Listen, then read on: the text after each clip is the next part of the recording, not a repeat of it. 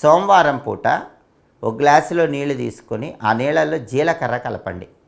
జీలకర్ర కలిపిన ఆ నీళ్లు కలబంద మొక్క మొదట్లో పోయండి. మీ ఇంట్లో కలబంద పెంచుతూ సోమవారం ఆ కలబంద మొక్కలో జీలకర్ర కలిపిన నీళ్లు పోయాలి. అప్పుడు విశేషంగా ధన ఆదాయం కలుగుతుంది.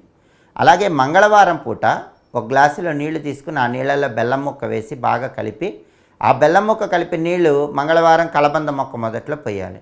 అలాగే బుధవారం పూట ఒక గ్లాసులో నీళ్లు తీసుకొని ఆ నీళ్ళలో ఒక స్పూన్ తేనె వేసి తేనె వేసినటువంటి ఆ నీళ్లు కలబంద మొక్క మొదట్లో పోయాలి. సోమవారం జీలకర్ర కలిపిన నీళ్లు, మంగళవారం బెల్లం ముక్క కలిపిన నీళ్లు, బుధవారం తేనె కలిపినటువంటి నీళ్లు కలబంద మొక్క మొదట్లో పోస్తే ఈ 3 అద్భుతమైనటువంటి తాంత్రిక పరిహారాల వల్ల విశేషమైనటువంటి ధనలాభం కలుగుతుంది.